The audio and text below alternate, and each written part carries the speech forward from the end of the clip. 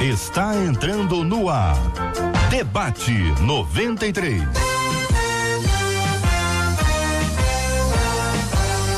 Realização 93 FM. Um oferecimento Pleno News. Notícias de verdade.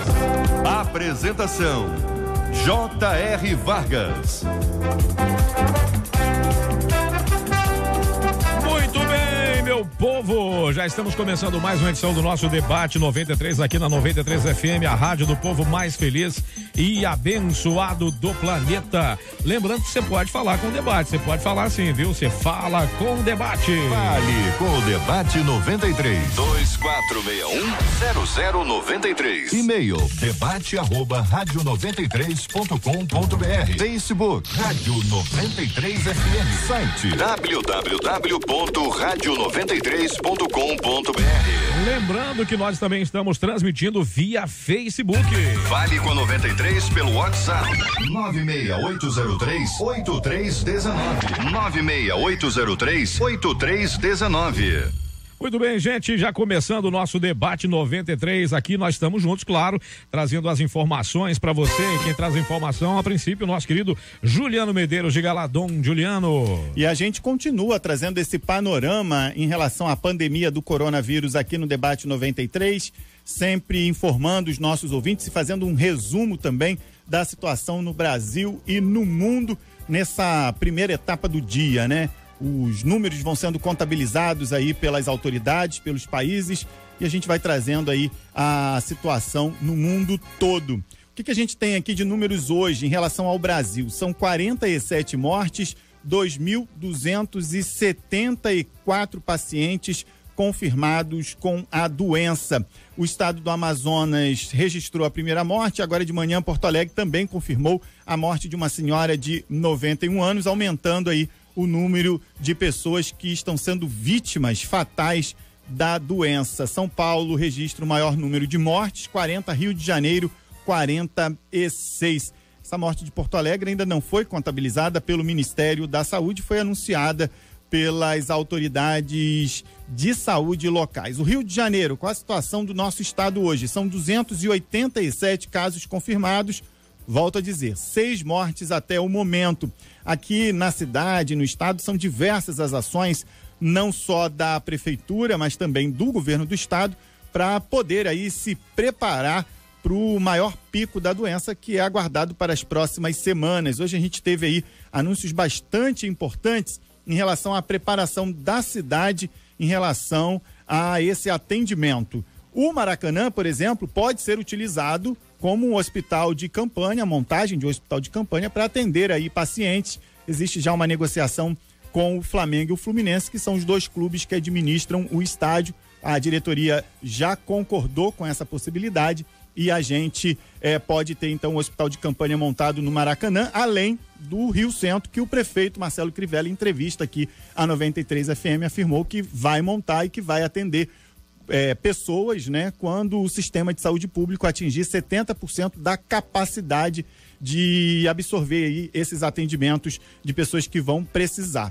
A gente também tem informações em relação à Fiocruz, que anunciou que vai montar um hospital de campanha no campo de futebol que existe lá, com 200 leitos esses com respiradores, dinheiro que está chegando do Ministério da Saúde. A previsão é de que esse hospital de campanha também fique pronto daqui a 40 dias.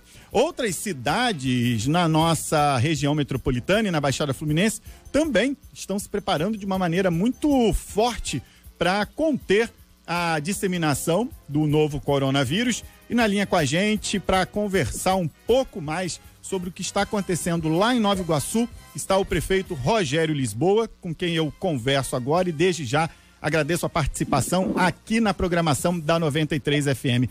Prefeito Rogério Lisboa, muito obrigado aí pelas suas falas a partir de agora na nossa programação. E eu pergunto ao senhor o seguinte: Nova Iguaçu, quantos casos confirmados?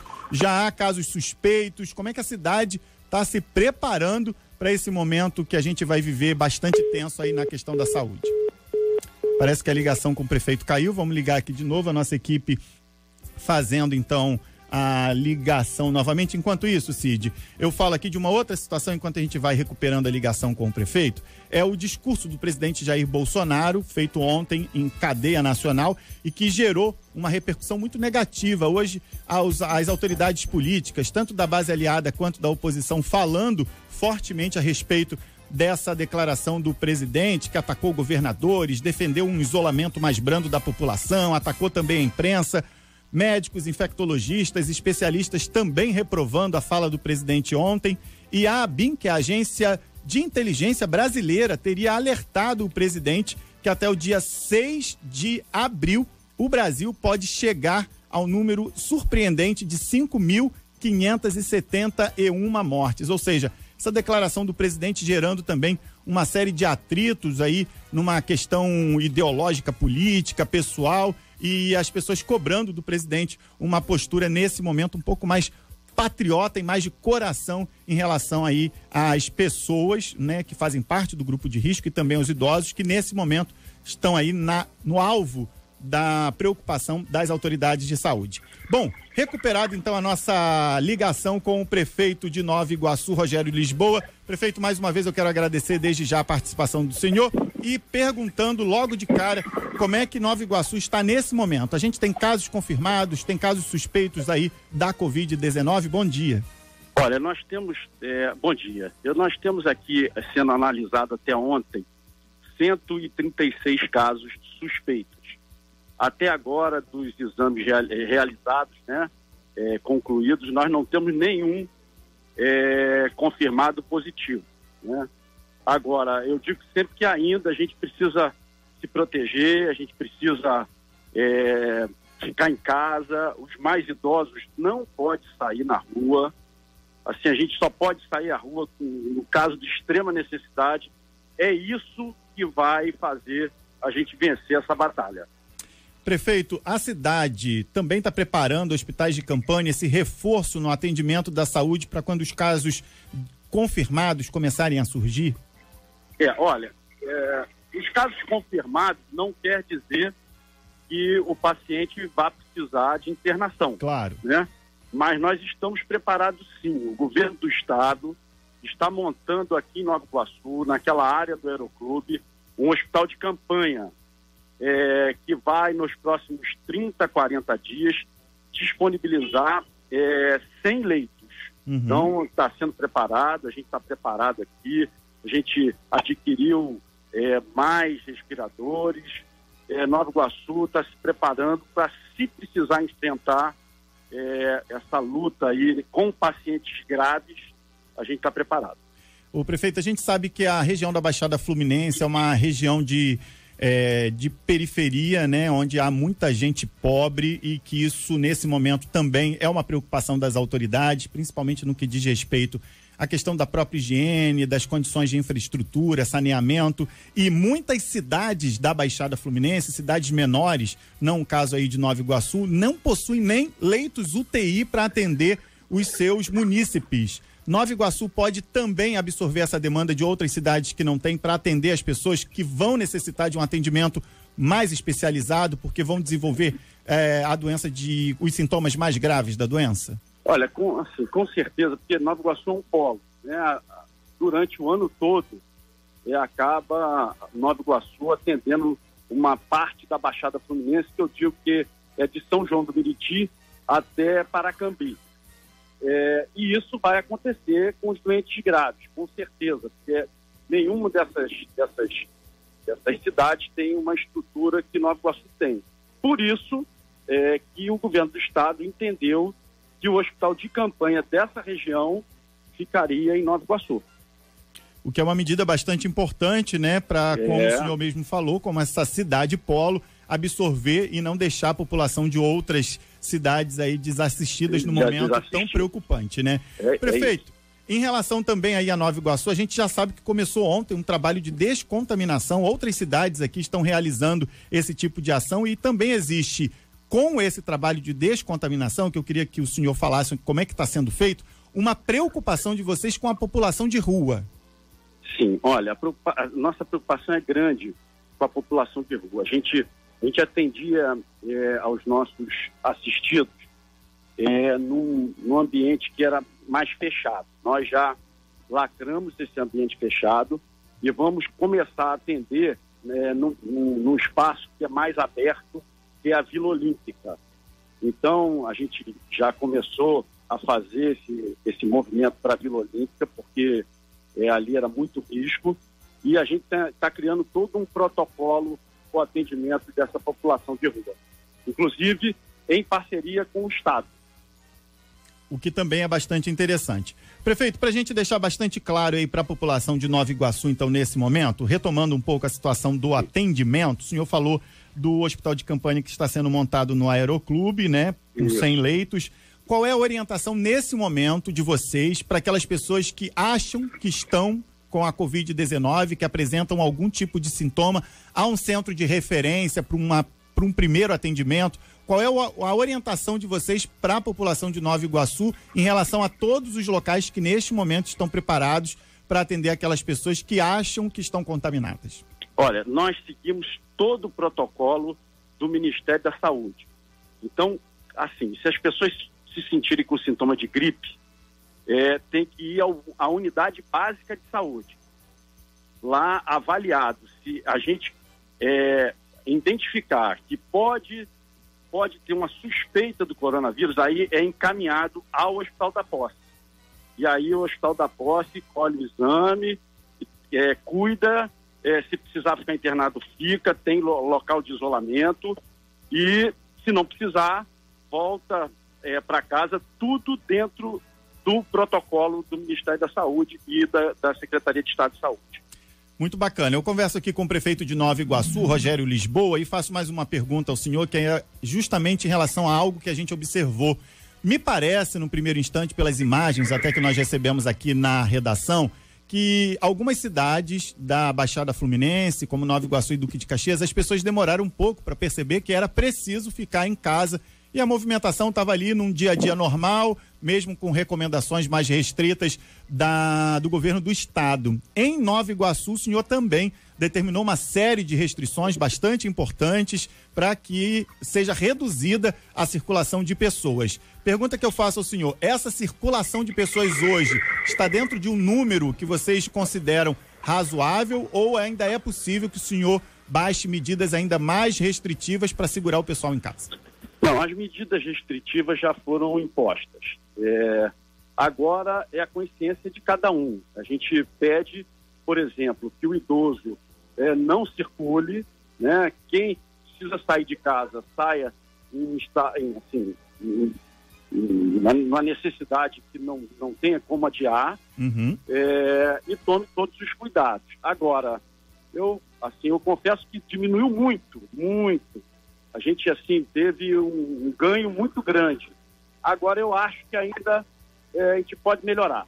E a gente pede às pessoas que são 15 dias, para que no final desses 15 dias a gente possa avaliar, e junto com o Ministério da Saúde e a Secretaria Estadual de Saúde, o impacto do vírus na nossa região. Esses 15 dias seriam até que dia? Nós começamos com essa medida no domingo. Me ajuda com as contas aí. Então seria até semana que vem. O domingo que vem agora, no outro, né? Daqui a 2 domingos. Tá, ok, já seria ali pro início do mês de abril. Eu também estou sem o calendário aqui de cabeça, eu sou ruim de conta.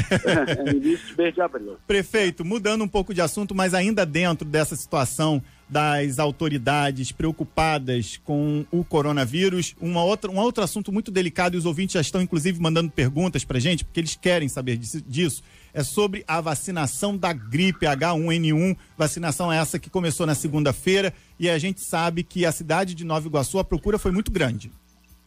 Olha, a gente vacinou em 2 dias o que vacinaria em tempos normais em 2 semanas.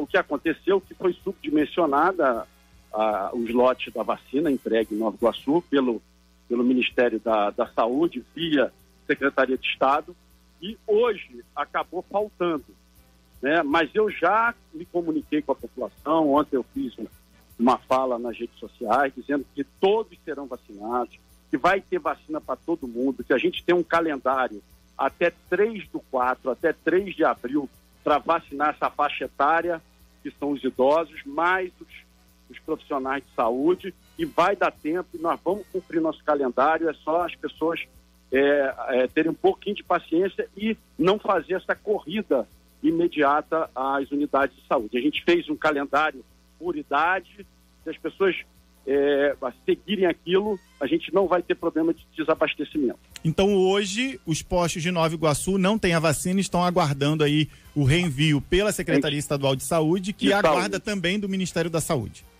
Que aguarda, porque essa vacina vem do Ministério da Saúde. Exatamente. Para o Estado distribui. Tá, o senhor falou aí que houve também essa questão da divisão da vacinação para os idosos. Isso. E também para a equipe médica por faixa etária. Então, vocês estão seguindo o calendário da Secretaria Estadual de Saúde?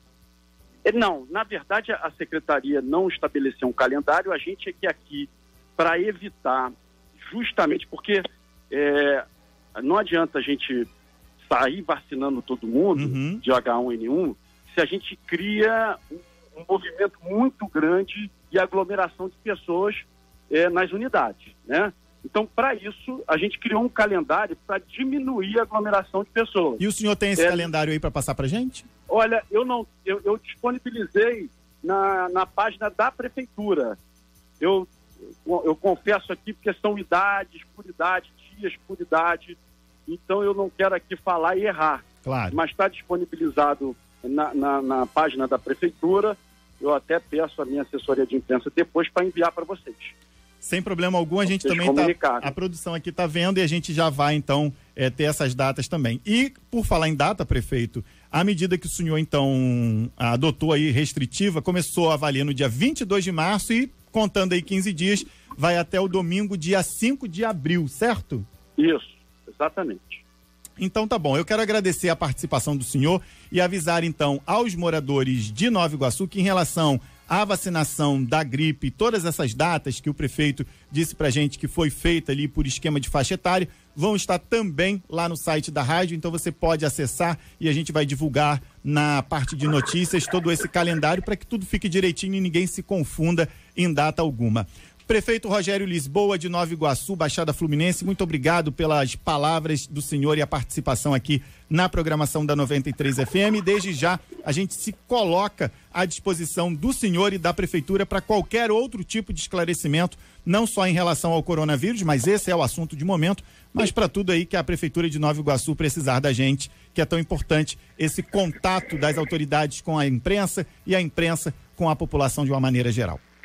Eu que agradeço, assim, a vocês e estou à disposição e vamos ter muita fé em Deus que a gente vai passar por isso tudo. Com certeza. Um abraço, um bom dia para o senhor e para toda a equipe. Abraço. Cid, importante aí as falas do prefeito de Nova Iguaçu, né, o Rogério Lisboa, dizendo principalmente aí que a cidade, como um município polo da Baixada Fluminense, recebendo também, se preparando para o atendimento de moradores de outras cidades vizinhas ali, que não tem a mesma estrutura hospitalar que Nova Iguaçu tem e que está se preparando aí para as próximas semanas. São 11h20, o debate 93 continua daquela maneira muito especial, bacana, né? Vamos para a internet. Bacana. Verdade. J.R. Vargas, bom dia, campeão.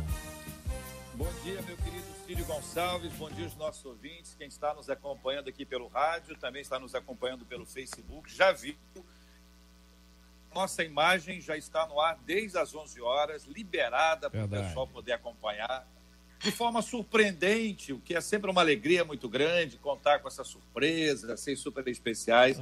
Eu quero agradecer aqui a presença dos queridos debatedores que se disponibilizaram a estar com a gente hoje e participam, cada um de um canto. Vou perguntar para eles de onde eles estão e quem está acompanhando a gente pelo Facebook está vendo as imagens aí. Pode acompanhar, por exemplo, aí a imagem do pastor Jean Marques. Pastor Jean Marques, bom dia, bem-vindo, querido. O pastor Jean Marques está sem som. Deixa eu ver. Agora voltou. Voltei. Voltou. Bom dia, JR. Bom dia aos nossos queridos irmãos, debatedores, os nossos ouvintes e as pessoas que nos acompanham aí pela live do Facebook. Que Deus a todos abençoe. É uma alegria estar aqui. Você está onde, Jean Marques? Estou em casa, JR. Aonde? Que bairro? Está na cozinha, não, né?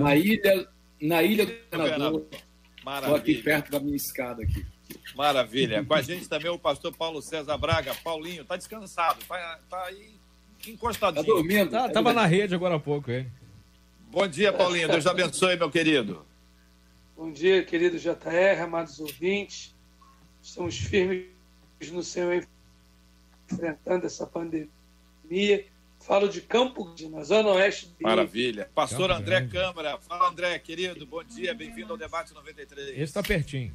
Bom dia, JR, é verdade. Eu acho que eu sou mais próximo de todos, a todos da Rádio 93, os queridos debatedores. Eu estou falando de São José dos Campos, interior de São Paulo, Vale do Paraíba. Mando um abraço para todos vocês. Terra muito boa, querido, muito bom. Muito bom nós estamos juntos aqui, Cid. Nós estamos aqui na 93 FM com o Debate 93, uma plataforma especial.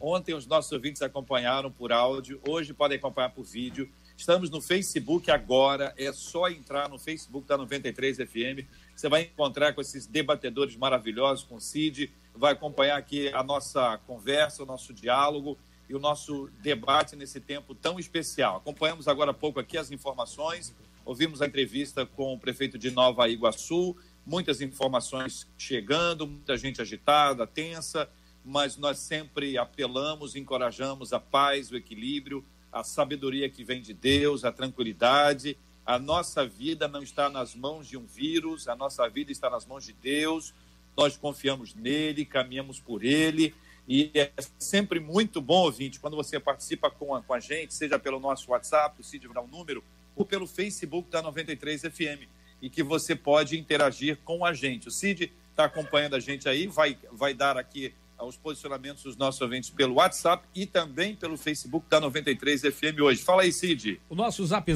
o 96803-8319.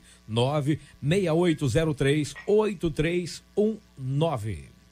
Maravilha, querido Cid. Deixa eu pedir aqui uma coisa aos nossos ouvintes, que se o sinal cair, ou alguém da nossa tela que você está acompanhando aqui cair, não desiste não, porque a gente cai, mas a gente volta, tá? O sinal cai. A gente não, o sinal cai e a gente volta com a graça de Deus, né? Aliás, é bom avisar aquele que pensa que está de pé, veja que não tem. Cuidado, não cai. É isso, André? Eu não vou cair, não. Já começou o debate? Eu não caio, não. Já começou. Então, firme. Tema 01 do programa de hoje é o seguinte: estou totalmente preso e dominado pelo erro. Todos os meus esforços são inúteis, conta aqui um dos nossos ouvintes. Não consigo me livrar do pecado. Perguntas: o que fazer quando temos sede de Deus, mas não conseguimos abrir mão do pecado? Como ficar livre das amarras do erro para viver a verdade do Evangelho? Como lidar com as escolhas erradas que nos afastam de Deus?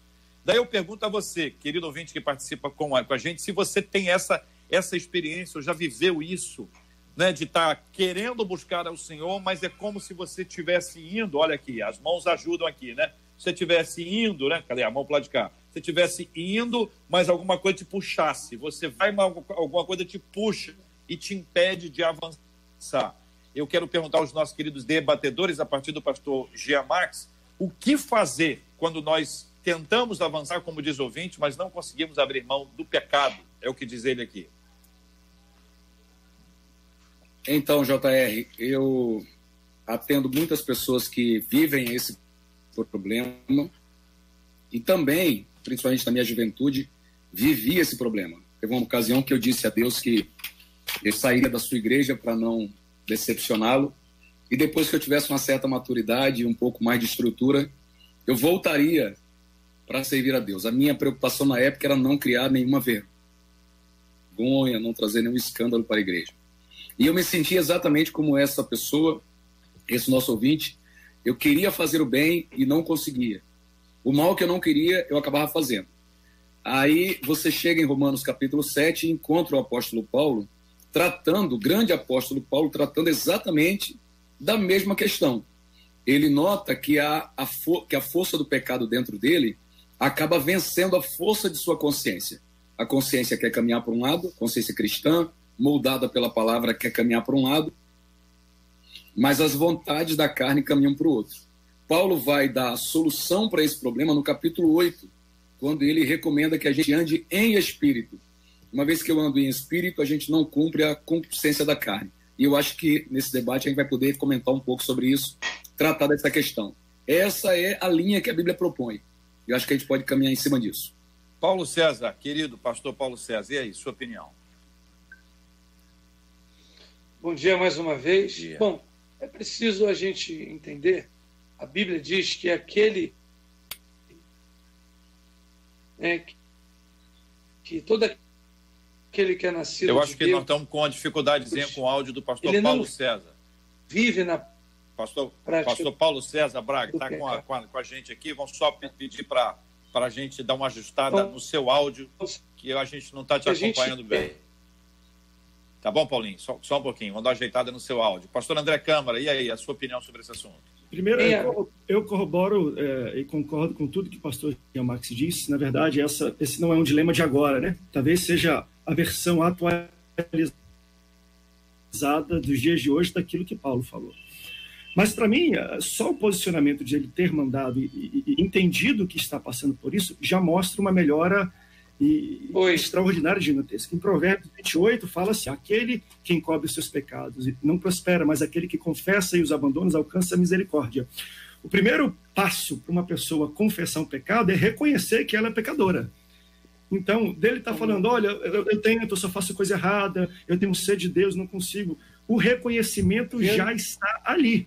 Então, para mim, Deus já iniciou, o Espírito Santo já iniciou um processo nele de reconhecimento, que é o primeiro passo para entender que ele é um pecador e, claro, buscar não apenas nas suas forças. Esse que é o grande problema.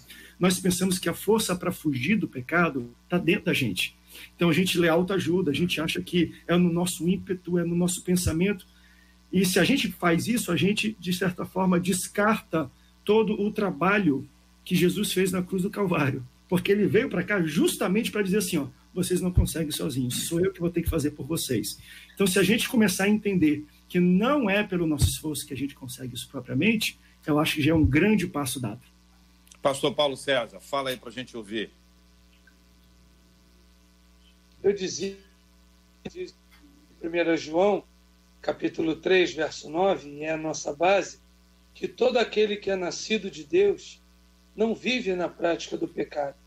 Então, quando eu acredito que nós temos um encontro verdadeiro com o Senhor, essa prática ela não nos domina. O pecado na nossa vida, ele passa a ser um acidente e não um hábito. Então, a gente está vendo a nossa ouvinte, eu sei que ela tem lutado aí, mas é preciso entender que é uma disfunção, né? A prática de deixar precisa ser exercida.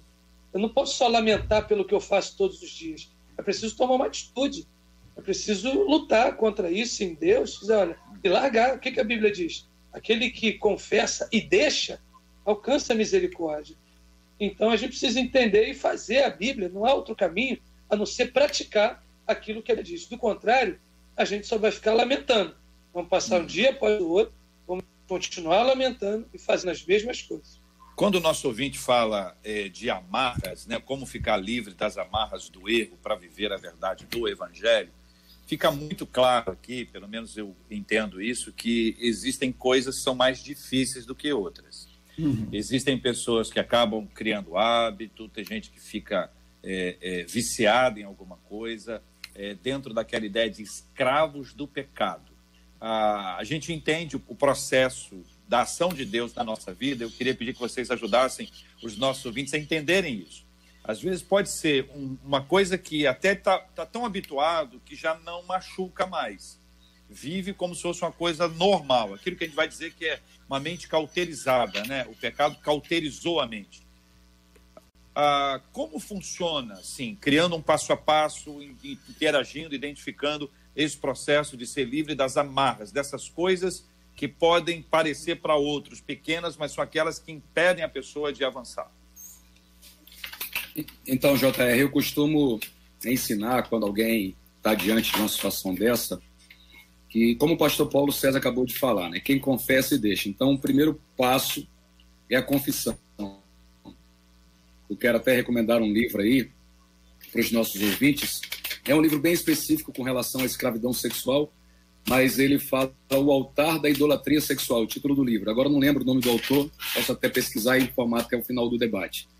E o segredo de uma pessoa que foi muito escravizada nos vícios da pornografia, da prostituição, é o mesmo da Bíblia. Ele diz: confesse o tempo inteiro. Encontre alguém da sua confiança para te ouvir, para você praticar esse exercício de sempre que cair, sempre que tropeçar, confessar.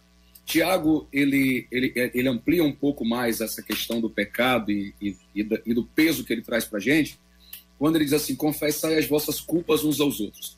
Porque a recorrência do pecado vai cravando em mim, vai grudando em minha vida essa culpa, que faz com que fique cada vez mais difícil a minha libertação.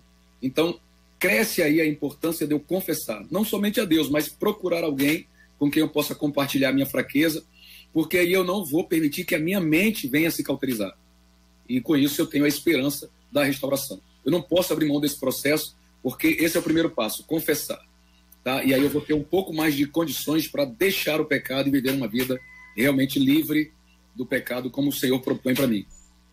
E pastores, Pastor Paulo. Isso, e adicionando nisso, eu acho interessante, existe, claro, algo que você tem que tomar uma atitude, mas existe, de certa forma, não sei se vou me expressar da maneira correta, mas uma naturalidade na responsabilidade das suas atitudes quando você exercita a sua fé, ok? Por exemplo, e aqui eu estou vendo, já que a gente está em vídeo aqui, o pastor JR está magrinho, o pastor Jean também, eu e o pastor Paulo César, a gente está meio aqui, mas presta atenção. Olha só. Tá vendo, Paulinho? Mais um. É porque a câmera está por baixo. É porque a câmera está filmando de baixo. Mas deixa eu falar. Por exemplo, se você já percebeu, quando você começa a caminhar, exercitar o corpo, estou falando de corpo físico, você vai para uma academia, começa a exercitar o seu corpo, naturalmente, sem forçar, você começa a perder o apetite por besteira, por comidas que não são boas para o teu corpo. É natural. O corpo, conforme você vai exercitando o seu corpo, naturalmente ele não quer mais refrigerante, ele quer suco, ele não quer as besteiras, ele quer verduras e tudo. Com a fé, é a mesma coisa. Então, se você começa a praticar a sua fé, o que é a prática da fé? Primeiro, e claro que a gente vai falar, ler a Bíblia, orar, mas para mim, a prática da fé tem muito a ver com as pessoas que você anda. Eu só me mantenho motivado fazendo exercício se eu tenho parceiros de exercício. Senão, no terceiro dia, não tem ninguém para me ligar, não tem ninguém, vamos lá, vamos correr, vamos fazer um exercício. Então, quando você convive com pessoas que te ajudam, que te levam até Deus, naturalmente, aqueles pecados, aquelas situações que para você era difícil deixar, com naturalidade, o exercício da fé vai expelir, vamos dizer, né, essas besteiras espirituais da sua vida. Então, existe também uma naturalidade que você tem nisso tudo quando você começa a praticar a sua fé. Pastor Paulo. Jota, é muito comum, qualquer pessoa, a gente achar que pode vencer os pecados com certa naturalidade. Eu tenho um pouco de dúvida, até de forma milagrosa, porque acho que é preciso realmente alguns exercícios, porque geralmente não é assim que acontece, não é eu aceitei Jesus hoje, às vezes a gente acha, estou livre de tudo, não. É preciso nos reeducarmos, é preciso mudar alguns hábitos. A Bíblia diz: vigiai, ó Jesus, que vai me livrar de tudo. Eu não consigo me libertar de coisas fazendo as mesmas coisas que eu fazia antes. Não basta dizer que agora eu sou evangélico, eu sou cristão. É preciso se comprometer com atitudes, com mudança de hábitos, com coisas que a gente sabe que a gente tem fraqueza. Pastor Paulo César. Sair Pastor Paulo de César. perto. Pastor Paulo, o senhor me escuta? É o seguinte, Sim. Eu acho que o senhor deve sair outra vez e não tem nada a ver com a câmera ou com o peso, como disse o André, tá? Só a questão do áudio, tá bom? Só a questão do áudio. Vou entrar e vou sair. Ou então mudar de posição, de repente a mudança de posição pode ajudar também. Tá bom, já te espero aqui. Pastor André, tem um ouvinte nosso aqui dizendo o seguinte, que ela concorda com o senhor. Ela nunca foi na academia, mas concorda com o senhor. Eu acho que é uma indireta aí que você está dando. Você deve conhecer essa pessoa. Ouvinte! Fala aí, Cid. Foi o ouvinte que falou. Eu estou acompanhando um pouco aqui o Face, mas são tantas opiniões, daqui a pouquinho some, não dá tempo de eu achar que a pessoa outra vez, que eu ia dar o nome dela. Mas quando a gente desenvolve isso, a gente tem que entender o seguinte, há pessoas que usam a seguinte frase: o que eu faço ou pecar é mais forte do que eu. Né? E, de fato, a pessoa começou bem. de fato, é mais forte do que ela. Mas nunca é mais forte do que o poder do Espírito Santo em nós. Então, a virada se dá, como vocês disseram aqui, em entender que essa não é uma luta só nossa. Por isso tem a ação do Espírito Santo. Pastor Jean, quando a gente fala sobre esse processo de santificação, o quanto é Deus, o quanto somos nós, o quanto tem a participação divina, o quanto tem a participação humana nesse processo de santificação? Então, JR, vou aproveitar aqui a palavra do pastor Marcelino Silva, que é um ouvinte aí da rádio que está nos acompanhando, pastor da nossa igreja também. Ele comentou o seguinte: o Espírito não é invasor, ele opera onde é permitido operar. Aquela passagem de Apocalipse, né? Senhor diz: eis que estou à porta e bato. Então, você já disse aí que eu entendo que esse processo não é um processo no qual eu caminho sozinho. Eu tenho a companhia do Espírito Santo. Agora eu quero ampliar um pouco. Eu não tenho só a companhia dele. Eu tenho primeiro o interesse dele. Ele é o maior interessado em me fazer vencer essa batalha. Ele diz: eis que estou à porta e bato. Então ele quer entrar para participar comigo dessa luta. E você aplicou bem quando você diz: o pecado ele é mais forte do que... o salmista disse: eu fui gerado em pecado fui concebido, eu sou todo pecado. Enfim, ele está dizendo assim: se tem uma coisa da qual eu não posso me livrar sozinho, é o pecado. Mas quando Deus entra nesse processo, o quadro muda, né? A Bíblia diz: melhor serem dois do que um, porque os dois resistirão.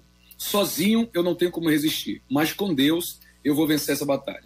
Então, se o Senhor não participar desse processo, eu preciso permitir.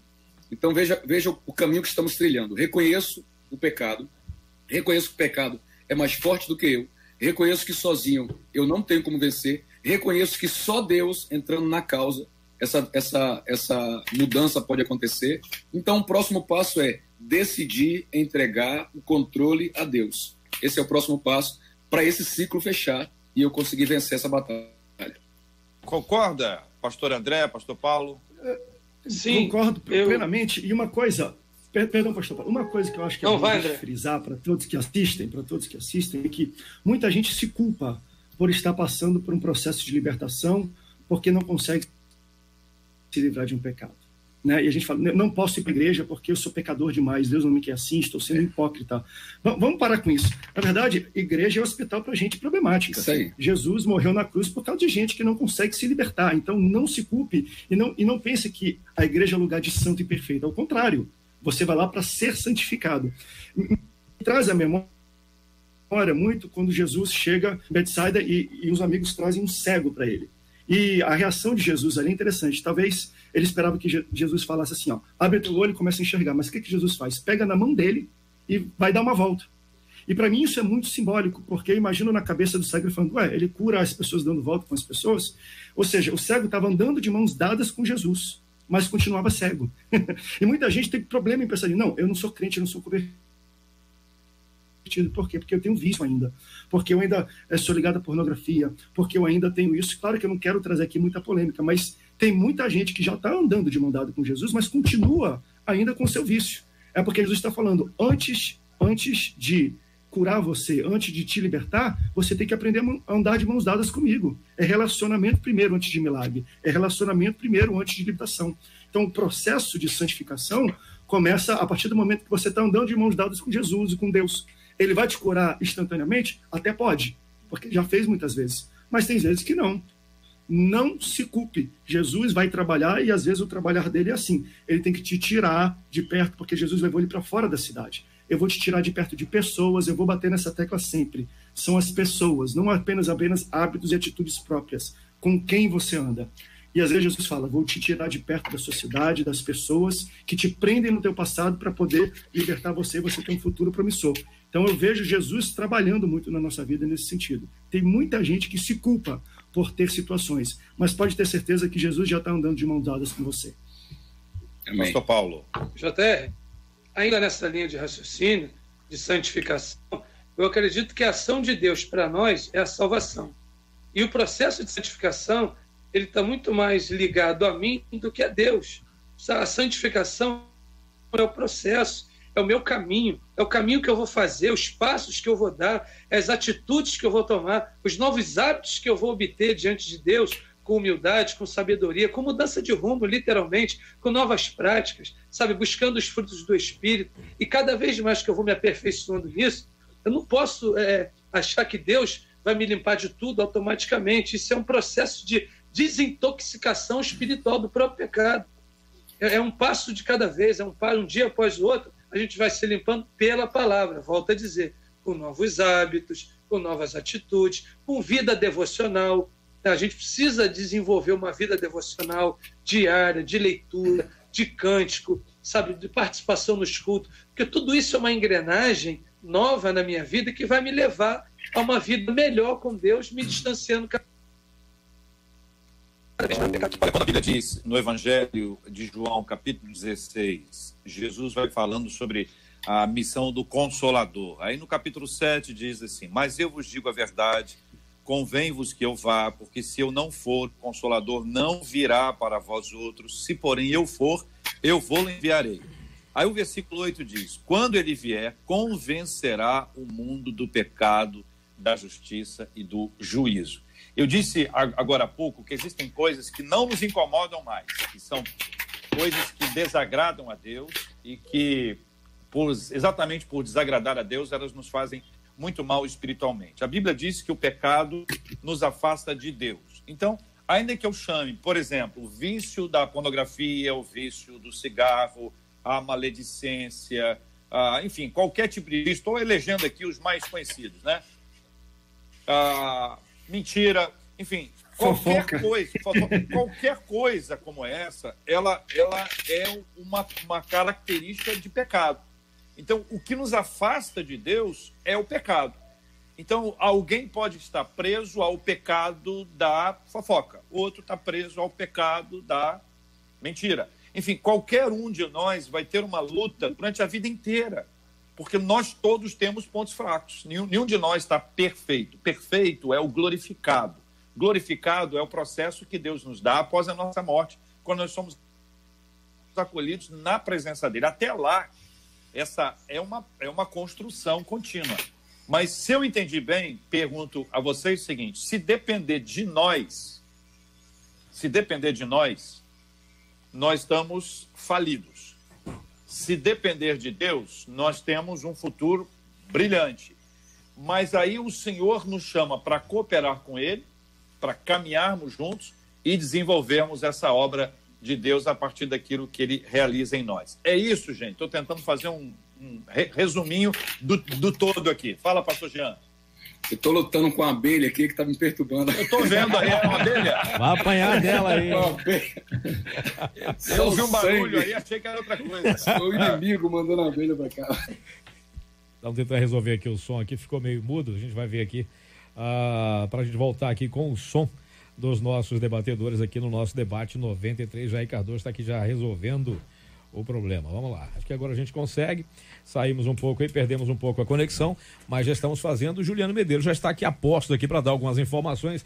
Diga lá, meu caro Juliano Medeiros. Enquanto o sistema é restabelecido, Cid, com os nossos debatedores por videoconferência, né? O pessoal acompanhando, inclusive, aí no Facebook, hoje tendo uma noção de como funciona esse debate, né? Todo pela internet. Só para passar os nossos ouvintes que acompanharam a entrevista com o prefeito de Nova Iguaçu, Rogério Lisboa, iniciando esse debate 93, as datas de vacinação do calendário que ele informou para a gente já estão lá no site da Rádio 93. Então, pessoal de Nova Iguaçu, dá uma passadinha lá, radio93.com.br, e aí consegue saber qual é a faixa etária específica para aquelas datas e as doses que estão sendo aplicadas, como o prefeito falou, para evitar a aglomeração e evitar também que muita gente compareça aos postos ali de saúde e acabe isso oferecendo um risco por conta aí da contaminação ao Covid-19. Lembrando que, por enquanto, lá em Nova Iguaçu, como em outras cidades, Niterói, Guapimirim, estão com a vacinação suspensa porque as doses foram todas aplicadas nos 2 primeiros dias da campanha. Então, está sendo aguardado um novo lote enviado pelo Ministério da Saúde para o governo do estado e depois a distribuição dessas vacinas para que a vacinação, né, de H1N1 para a campanha continuar. De qualquer maneira, o prefeito Rogério Lisboa informou aqui pra gente que nenhum idoso e nenhum outro profissional da área médica que está dentro do público-alvo da campanha deste ano vai ficar sem a dose do imunizante que protege contra H1N1. Ainda falando sobre a situação do coronavírus, vamos atualizar aqui a situação um pouquinho pelo mundo, Cid. Os Estados Unidos estão preocupados em relação aos números que acabam sendo aumentados a cada instante, principalmente em Nova York, que já é praticamente considerada aí o centro da epidemia norte-americana. Lá estão concentrados 6% dos casos do mundo todo, ou seja, um número muito grande. O prefeito de Nova York, inclusive, informou aí, junto a entrevistas coletivas que foram divulgadas pela imprensa do mundo inteiro, que o sistema lá de saúde pode entrar em colapso, porque é muita gente para ser atendida e pouco espaço, poucos equipamentos, poucos profissionais para a quantidade de gente que vai ser direcionada aos hospitais, principalmente com sintomas graves. A gente também teve a informação, e a gente falou aqui pela manhã na 93 FM, que lá no Reino Unido, o príncipe Charles deu positivo para o Covid-19. Ele que tem 71 anos, faz parte do grupo de risco, está isolado na Casa Real na Escócia. E para a gente ver, né, Cid, que o Covid-19 não poupou nem a realeza, né? Ninguém. É uma doençazinha, um vírus que vai aí se espalhando pelo mundo e causando até uma situação bastante curiosa, que é a própria realeza que vive ali tão confinada dentro dos palácios, já ter sido vítima também da doença. A Espanha preocupa bastante agora na Europa, porque os casos lá também continuam subindo exponencialmente. São 738 mortes nas últimas 24 horas, num total de 3.434 óbitos até o momento. Já passou, inclusive, o número de mortos da China. Situação lá na Espanha também bastante complicada, trazendo então aí essas informações desses países pelo mundo que vão tendo aí esse surto no momento de pico, e outros como a Índia, que tem milhares e milhares de pessoas, decretando aí um toque de recolher histórico para também tentar conter a proliferação do Covid-19 e um colapso em todo o sistema de saúde. Pois é, o debate continua rolando lá no Facebook, enquanto nós estamos aqui conversando. Então, vamos colocar aqui os nossos... O que Deus usa hoje? É o teu amigo, é o pastor da igreja. Então, novamente, para mim, com quem você anda vai ditar muito para onde você vai no seu futuro, porque Deus vai usar os seus amigos, que são da igreja, homens e mulheres de Deus, como profetas na tua vida, porque às vezes a voz do Espírito Santo não é uma voz audível e nem a consciência. Tem gente que está tão cauterizada que nem a consciência mais a condena. Quem é que vai condenar? A palavra e um amigo. Irmão, está errado, vem comigo, está no pecado. Então Deus usa a voz do Espírito Santo, às vezes, é a voz da boca de uma pessoa que está do lado dela. Olha, quando a gente lembra do apóstolo Paulo, pastor Paulo, e quero pedir que o senhor nos ajude com isso, quando há a conversão de Paulo, me parece que há um tempo aqui no capítulo 9, logo depois que conta a história, né, do 9, de 1 a 9, que ele ficou 3 dias sem ver, depois daquele momento extraordinário da manifestação da presença do Senhor. Jesus fala com ele. No versículo 10 diz assim: ora, havia em Damasco um discípulo chamado Ananias, disse do Senhor numa visão: Ananias, ao que respondeu: eis-me aqui, Senhor. Então o Senhor lhe ordenou, a ordem do Senhor para Ananias foi: dispõe-te, vai para a rua que se chama Direita, e na casa de Judas procura por Saulo, apelidado de Tarso, porque ele está orando. E viu entrar um homem chamado Ananias e impôs-lhe as mãos para que recuperasse a vista. Ananias, porém, respondeu: Senhor, de muito tenho ouvido a respeito desse homem. Quantos males tem feito aos teus santos em Jerusalém?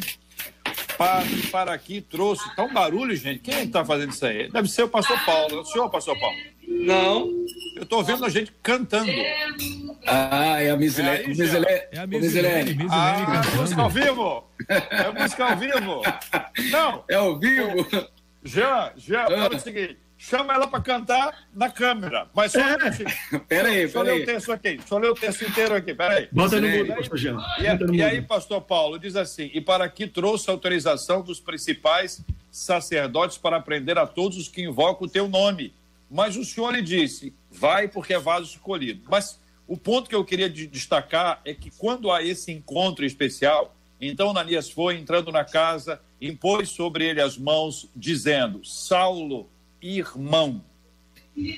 E aqui abre uma janela maravilhosa, né? Porque agora Ananias, impulsionado pelo Senhor, e se o Senhor não o empurrasse, ele não iria, a vontade dele era de não ir, mas ele se encontra com Saulo, e não mais é o Saulo que ele apresenta no versículo 13, né? Tem ouvido a respeito desse homem, quantos males tem feito. Saulo é agora visto por Ananias como irmão. E quanto, na sua opinião, pastor Paulo, essa fala de Ananias, impulsionado pelo Espírito Santo, fez com que Paulo pudesse se perdoar, se perceber no lugar de perdoado e agora de irmão? Eu acredito, JR, que isso está extremamente ligado às palavras que saem de fato da nossa boca. Porque Ananias, quando ele rejeita no primeiro momento, ele conhecia o histórico de Paulo, ele sabia quem ele era, ele sabia até onde ele era capaz de ir e o que ele poderia fazer com os cristãos, como fazia com muitos. Então, quando Deus fala com ele, vai, ele conhecendo a Deus, ele vai lá e libera essa palavra, chama Paulo de irmão. Eu acredito que ali dentro dele mesmo, do apóstolo Paulo, que não era apóstolo ainda, houve uma nova construção. Quem sabe ele foi chamado de algo que ele nunca tinha sido chamado antes. Uma proximidade, demonstrou amor, demonstrou compaixão, demonstrou ali que ele tinha uma nova possibilidade, tinha gente que poderia o ajudar na caminhada. Então, assim, tudo isso fez parte de uma reeducação, não da lei, que ele conhecia muito bem, não da história divina, da lei mosaica, que isso ele sabia muito bem, mas agora do próprio Cristo, que realmente Cristo representaria na vida dele, daquela experiência que ele teve em diante, e agora com alguém também que poderia ajudá-lo, discipulá-lo. Então, assim, fantástico. Eu acho que isso é um aprendizado para nós, para a igreja.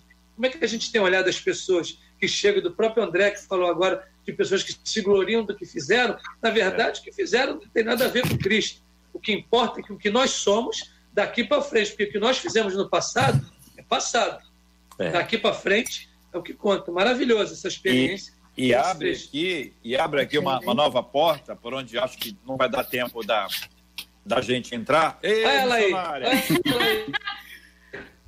Desculpa, gente, eu não sabia que estava dando para escutar.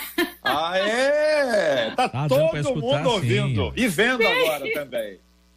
Mas eu quero ter aí a sua voz aqui já para cantar e interagir com a gente. Pode ser? Pode. Maravilha, maravilha. A gente está falando sobre essa questão que envolve, por exemplo, o rótulo, né? Você identificar alguém e observar alguém e dizer, olha, esse alguém aqui é isso, né? Saulo fez muitos males, então é caracterizado, rotulado como alguém que fez. Veja como a graça de Deus é. No mesmo lugar, o contexto muito próximo, o Senhor trouxe essa fala para ele a respeito dos males que havia feito e, na sequência, é chamado de irmão. O que é a graça de Deus que se manifesta, por exemplo, na vida do Paulinho, que está aí ao nosso lado. As pessoas, o Paulo esquece que está tudo ao vivo, entendeu? Então, Paulinho, quando você move a câmera, as pessoas estão aqui, ó. É verdade. Jean está falando. Quando você move a câmera, as pessoas saem do Jean e vão para ver o que está acontecendo. Mas muito bem, ficou bom. Melhorou a imagem. Eu acho que devia ficar aquela imagem. Muda a imagem. Já saí. Vai para lá, Paulinho. Vai para lá. Poxa, põe do seu lado. Tá tudo certo. Vamos interagir. Pastora Naná aí, hein? Pastor André. Hein? Pastora Naná. Pastora Naná. Cadê a Naná? Tá faltando ela. E aí, André? Fica à vontade, André. Não, se a Nayane vier aqui, aí ninguém olha mais para os debatedores, vai ficar só olhando para ela, então vai não chamá-la.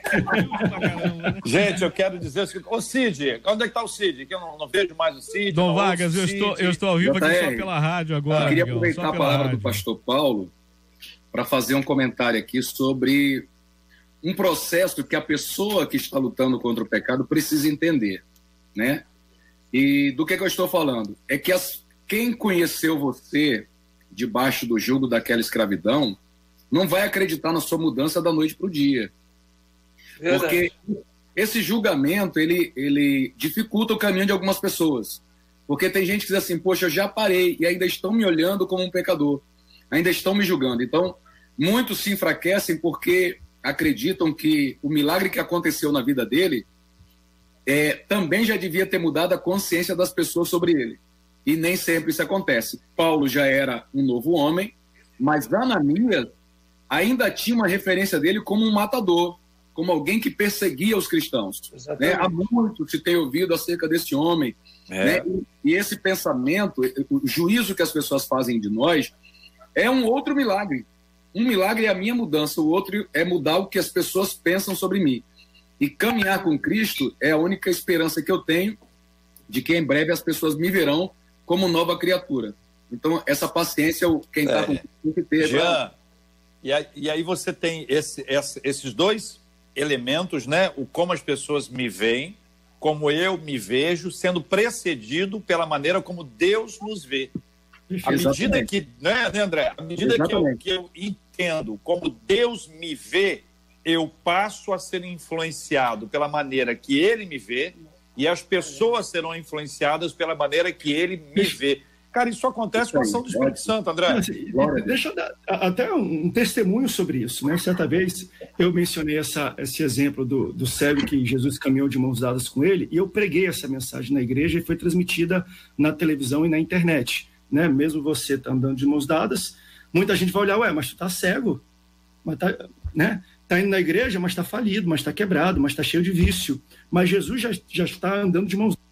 Eu tenho uma filha que ela é autista, a Bela, de 6 anos. E aí uma pessoa entrou, como é que você pode falar de cura, de milagre, de transformação, tendo uma filha? Aí falou que é problemático, que para mim não é problema, mas falando isso, que fé que é essa? Que testemunho que é esse? Aí uma pessoa falou assim, cadê o teu Deus? Aí eu respondi isso, o meu Deus está andando de mão dada comigo.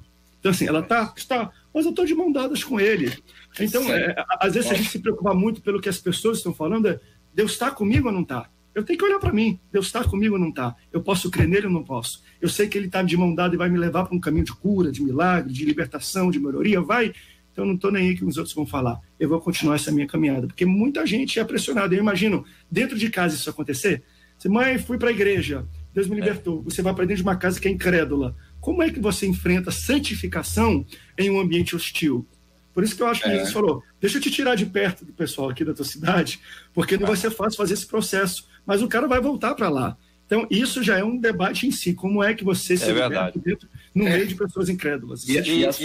Eu queria utilizar esse exemplo, pastor André, que o senhor deu de Deus está de mãos dadas, ou eu estou de mãos dadas com Deus, para ilustrar esse momento em que a gente está vivendo, onde há muita ansiedade, mas Deus não soltou a minha mão, né? Deus não soltou a nossa mão. A gente está como criança que depende da direção do pai, da mãe, que segura forte na mão dos pais e vai andando para o lugar em que o pai e a mãe sabem.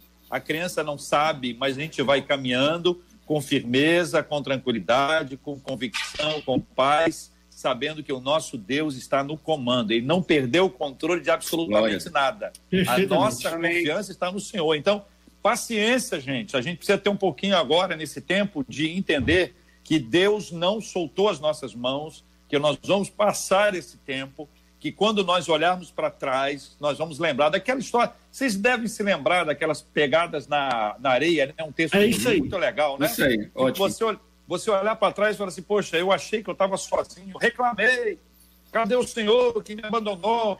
Mas eu percebi que o Senhor estava comigo porque estava no seu colo, a imagem das pegadas na areia. Nós vamos encerrar o debate 93 de hoje. Eu não sei onde é que está o Cid, por isso a gente vai até hoje, a gente pode ir um pouco mais. Até uma hora. Ele desapareceu, eu não vejo mais, nem o ouvinte está vendo, mas eu queria pedir, estou vendo a Cláudia, quero pedir aí o pastor Jean, chama... Bem, o Dom, Opa, agora o teu JR foi, hein, gente? Ele saiu, o JR saiu. Agora o JR. JR caiu aqui, o Jean também é o locutor, E os nossos debatedores não estão me ouvindo, porque deu um pane aqui na máquina. Agora ele voltou. Meu Deus. Voltei. Alguém me ligou na hora do debate. Obrigado. Pastor Jean, pode ser? Ela já está aqui, ó. Gente, que vergonha. Vai lá, Missilene, missionária Missilene. Qual é a música de hoje? Eu estava cantando a canção do Exército, que eu gosto muito. Eu não estou ouvindo, nós estamos desconectados aqui. Espera um pouquinho, fiquem aí, tá bom? Não saiam daí, eu já volto. Bem, gente, nós estamos aqui, como você está ouvindo aí, ao vivo, nosso debate pelo Facebook da 93 FM. O debate continua lá, mas a gente encerra por aqui a nossa transmissão de agora. O debate já está no finalzinho, agora só as considerações finais dos nossos debatedores. A gente agradece muito o seu carinho, agradece muito a sua participação. Desejamos a você uma tarde maravilhosa na presença do Senhor. Continue se cuidando, continue na bênção, porque a programação continua. O debate 93 volta amanhã junto com você. E, claro, todo mundo participando da programação da 93 FM. Muito bem, vai ficando por aqui então o debate. Amanhã tem mais na programação da melhor. Já tem ele, Gilberto Ribeiro, no comando aqui do nosso Pediu, Tocou. E nesse momento nós temos também, claro, aquela nossa quarentena de oração, né, por assim dizer. Vamos orar aqui na programação da 93, a Rádio do Povo de Deus. Quarentena de oração.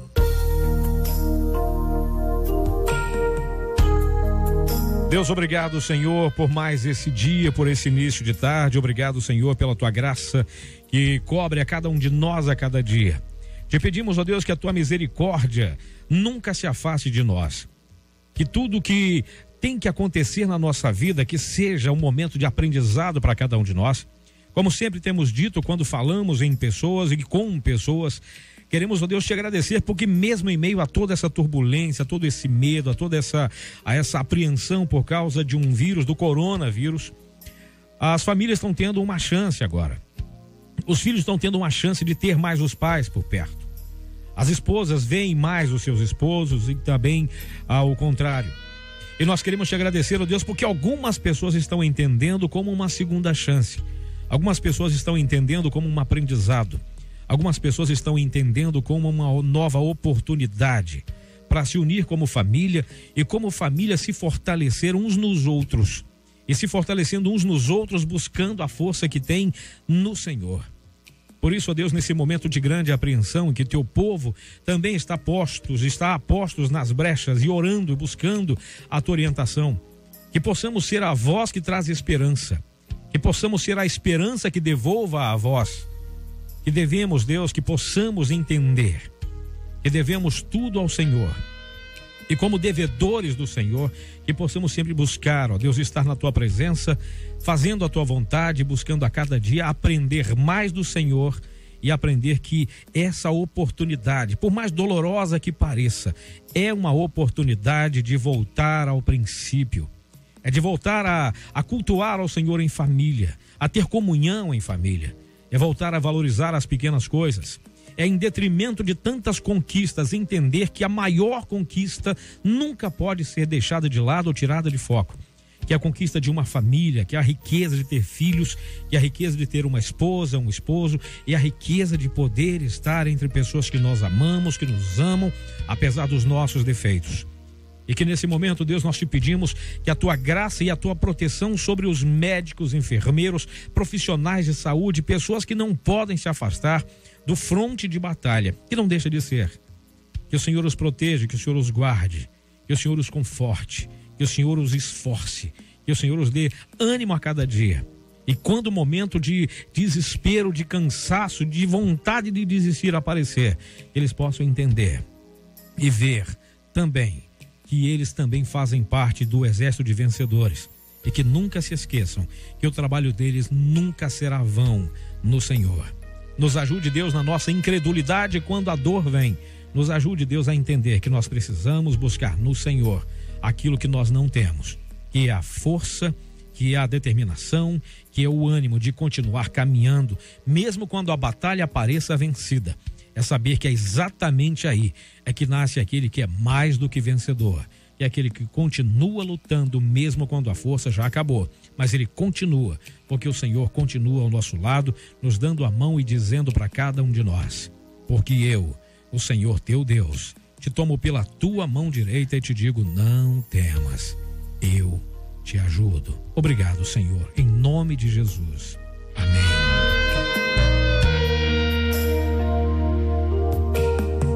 Que Deus te abençoe. Você acabou de ouvir Debate 93.